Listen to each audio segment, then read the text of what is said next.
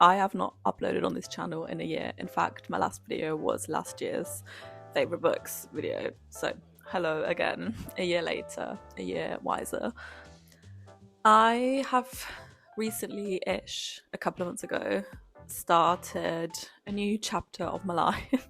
I have gone back to school, which is very exciting and something I've been thinking about doing for a long time, and a decision I've made kind of over a year, and I am very happy with the decision I made. But it does mean that I've just not really had much time for much else while getting into like a new routine and just, I don't know, getting used to this new life situation. And because of that, I've also not been reading as much as I was planning on at the beginning of the year when I set my Goodreads goal to 60 books.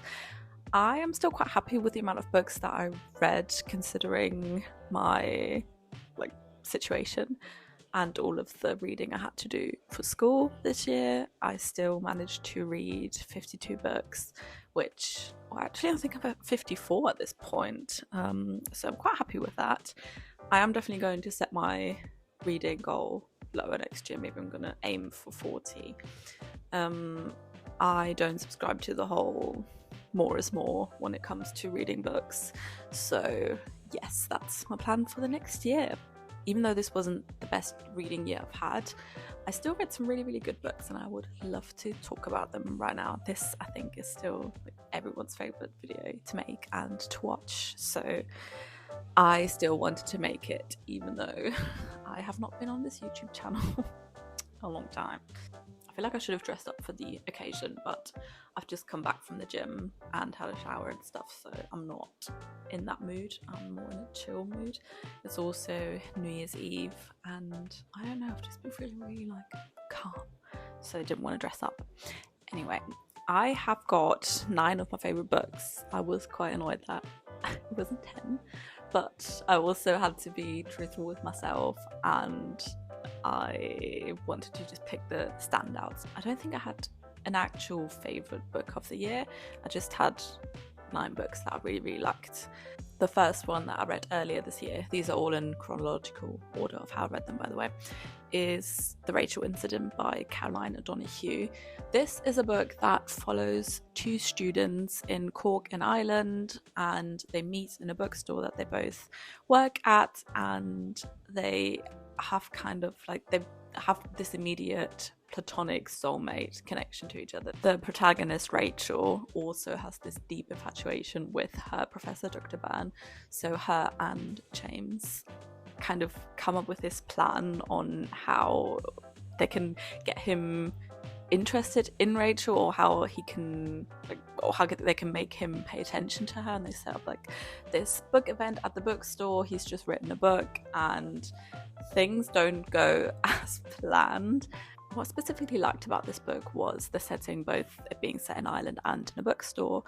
I also love just the friendship and the relationship that James and Rachel have to each other. I think that if you liked conversations with friends, you would really like this, not because she's also an Irish author and this in general gets compared to Sally Rooney a lot. I think more because of the kind of messy relationship and how everyone is kind of intertwined. All of the characters have got their own, be it big or small, but their own relationship to each other, and I really, really like that. Number 2 I actually have here physically. A lot of these books I read through the library, so I don't have them here physically, but I just love reading books through the library. But number 2 is Monsters by Claire. I never know how to say her last name. This is her last name. I don't know how to pronounce that, but this is a great cover, isn't it? This is a book that, it's a non-fiction, it's a collection of essays, and the overarching topic is, what do we do with the art of monstrous men, or men that are really extremely problematic and have done awful things in their lifetime. It also discusses the question of, or the concept of art versus artist, which is something that in general I think about a lot. So I was really, really looking forward to reading this book. Even though in my opinion this doesn't really answer either of those questions, it dissects them from a lot of different angles, and I'm not sure if there is a definitive answer to those questions, which I was kind of going into that book hoping that there would be one, but maybe that's just laziness on my part. I don't think I can expect an author to provide me with a standpoint and an opinion on all of these layered and nuanced questions and ideas. So even though all of that was the case, I still thoroughly enjoyed my time with it. A lot of the time with non-fiction, it can be kind of hard to stay invested in the book, but this did that really, really well. So that is Monsters. After that on my list is, I've got this as well, great cover again, Cold Enough for Snow by Jessica Au. This is great, isn't it? It's so tiny as well. This is a story about a mother and a daughter who don't live in the same country anymore, and they meet up in Tokyo and they go on this little trip together. They go to a lot of cafes and go to museums together and obviously have conversations with each other. Nothing happens in this book. It's just truly all atmosphere, but that is my favorite kind of story. This I think is the perfect example of show don't tell. There's not a lot of dialogue in this book at all, but the dialogue that we do get and just the way that they interact with each other tells you so much about their relationship and the family dynamics they have to each other. I was so impressed with this, specifically with it being so short. I read this when I actually was in Tokyo. I specifically kept it for that journey and didn't read it beforehand. I really wanted to read it while I was there, and I have such fond memories of reading this book and the whole reading experience. I remember reading it on the plane, and we went to Australia afterwards. I remember reading it on the beach there, and I don't know, this has a really special place in my heart. If you care about reading about characters' interpersonal relationship to each other, I think that this is one that you could really enjoy.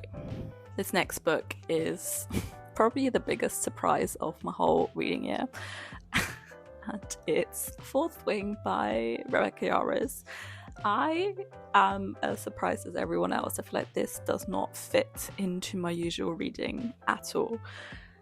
But so many of my friends have read this and hyped this up to me so much. And I'm talking about friends that don't usually read that much. And they were so invested in this story. And one, I wanted to be part of that hype. And second of all, I was just intrigued. And I was really down to read something that's just fun and games, that's an easy read and really engaging read. And honestly, it ticked all of those boxes. I was super invested. It did take me a little while to get into it because I had to kind of firstly suspend my disbelief, but I feel like that's kind of the case with all of these romantasy books a little bit. And I don't mean this in a pretentious way at all. I don't know how to say this. I had to lower my cringe threshold for this book. But once I just went in with an open mind and just kind of accepted what was happening or what these characters were saying to each other, I was just along for the ride. It was so fun. For me, the payoff was worth it. There's so many red herrings that get planted early on in the story that become relevant later on. And Rebecca Yarros, in my opinion, is actually super, super smart for writing this and thinking of all of this and building this whole world and mapping everything out in such an intricate way. I don't know.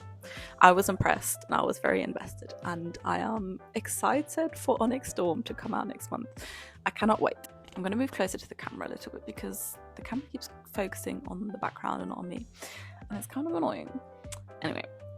The next book on my list is Anyone's Ghost by August Thompson. This was kind of a surprise to me that I ended up loving this as much as I did. I kind of just picked it up on a whim. I can't remember why. I loved it though. I was really, really impressed by it. At its core, I would say that this is a queer love story. Maybe more accurately would be to say an unrequited love story. This follows Jake and Theron. Theron is a crazy name. if I remember correctly, it's not the main character's like given government name, but it's either something that his dad called him or like his middle name, something like that he now goes by. But I really had to kind of, I don't know, every time that name was mentioned, it kind of like took me out, because I was like, who the hell was called that? It follows Theron and Jake, and they meet at their summer job that Theron just starts at when he's a teenager. I think he's about 15 or 16. Jake is like a couple of years older than him, and he really, really looks up to him. He's kind of immediately fascinated with him, like infatuated. He's not sure what to make of his feelings, but he's like really, really so fascinated by Jake and everything that he like represents to him and everything. He just thinks he's so cool. Throughout this book, we follow Theron as he goes through his life, and a lot of this is set in that summer, but we also follow him as he moves to New York and like the next few times that he interacts with Jake, and how he's never really able to let him go. He's always in the back of his head, and he's just this person that he always thinks about, because they never really, in his eyes, were able to have a relationship full stop, and also it never really got to its full potential. So they meet a lot of times throughout their lives until Jake actually dies. This is not a spoiler. The book literally starts with, it took 3 car crashes for Jake to die, or something like that. So I'm not like ruining the book for you here. We know immediately what's going to happen to Jake. What I really appreciate about this book is that Jake is never portrayed as this perfect person. Even though Theron views him as someone close to perfect, he knows better, and he knows that he isn't flawless, and he's very much a layered human. I really thought that August Thompson wrote those awkward teenage years so well, and it was so relatable to me. Theron just finds everything he does and every interaction he has with Jake awful and horrific, and he finds American like suburbia so depressing, and you can really tell how he's just desperate to find something exciting in his life. And then when he meets Jake, he kind of has this object of his desire. So it really made sense for Jake to be part of his life until he passed away. That was Anyone's Ghost. The next one on my list is The Story of a New Name by Elena Ferrante. I am in the middle of the Neapolitan Quartet at the moment. I'm reading one every summer. So with this being the second book, I feel like there's not that much I can say about the plot, because I don't want to spoil anything. But we follow Sheila and Elena. Is that their names? I think so. In what timeline are we in at this point? I think the 1950s and 1960s in Italy, and they have at this point taken very different or made very different life decisions, and this book is about how those different decisions affect them and how it affects the relationship to each other and kind of everything that follows from that. With this being historical fiction, I feel like I should not like this, because that's just never really something I enjoy. That's just not my reading taste. But because I so enjoy character studies, and that's probably my favorite thing to read about, like a very, very well-rounded character is just chef's kiss to me, which is exactly what this is to me, in addition to also just a great friendship story. It's so gossipy. I love how, because this series spans over 4 books, Elena Ferrante is just really able to give you so much detail, and not just write about the relationship between the 2 girls, but also everyone that surrounds them and everyone that lives in the little town. It's just so detailed, and you just get so much context for both of their lives and their relationships, and the way that they act towards each other, the way they act with other people, and the decisions they make. It's just, this is chef's kiss. I am so excited to read the next one of this, and I'm going to be very sad when I finish the 4th book, but I've still got 2 years to go, so it's going to be fine. I'm not going to talk about that yet. The next one is Same as It Ever Was by Claire Lombardo. I have loved, I think I even got it yet. I've loved the most fun we ever had. This is one of my favorite books. I feel like that makes sense with everything that I've just talked about, because this also is so focused on human relationships, specifically family relationships, which I just love. A story that spans over a long period of time is just something I'm always going to pick up, no matter the setting. That's just catnip to me. So Claire Lombardo is obviously an author for me. My camera just died, so if anything looks different, that's why. Also, I don't know what I was talking about, but I think I was talking about Claire Lombardo.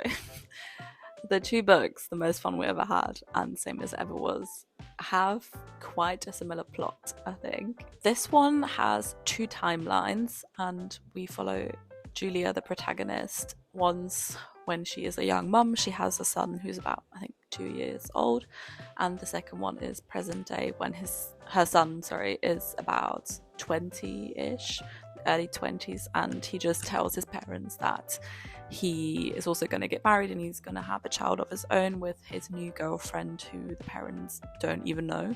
In the earlier timeline, Julia is very confused about her identity. She feels very lost in early motherhood, and she ends up doing something that kind of changes a lot about her life. It changes a lot about the marriage, and those things, or the repercussions of that, are still apparent in the later on current day timeline.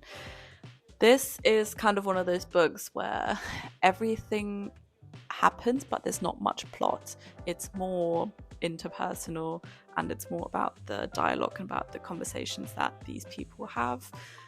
I loved this so much for the inner monologue and how detailed Claire Lombardo is able to write these characters. I always find that the characters and the families that she writes are very believable.